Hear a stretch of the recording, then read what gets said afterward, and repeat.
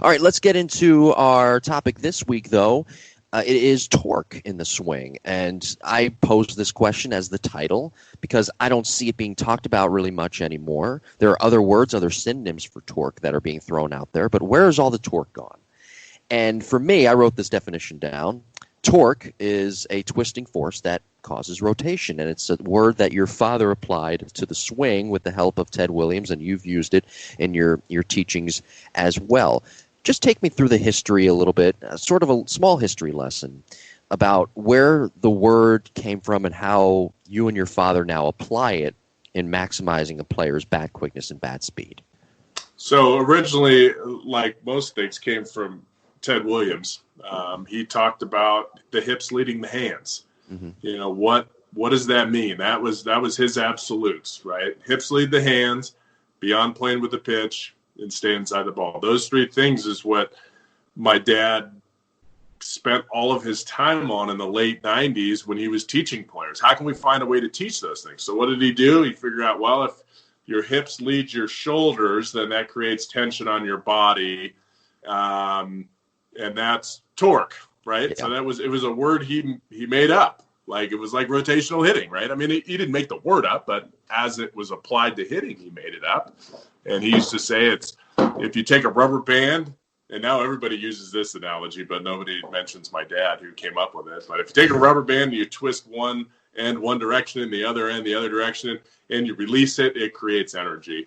And so the first drill that we did was called the torque drill. And we would start with our hips open, facing the pitcher, and we'd wind our shoulders until they were closed, and you would feel tension on your core.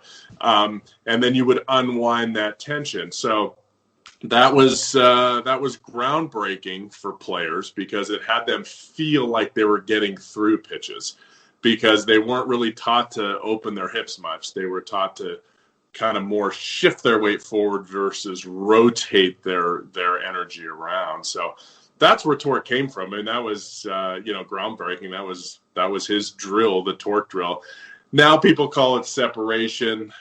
They won't really call it torque because they want to rebrand things of their own means, and they have the feet a little bit different, and they snap.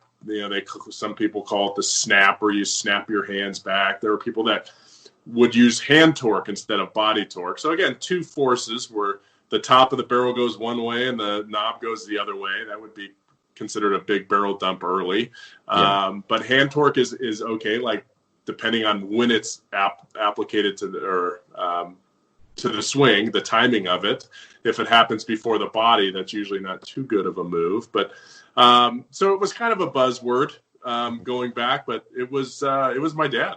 Like, no doubt about it. Like, let's do this drill. What's it called? The torque drill. Okay, make a video of it. If you want a DVD or a cassette tape first in the year 2000, it was Mike Epstein that came up with that. And in fact, that drill is what got him the letter of recommendation from Ted Williams.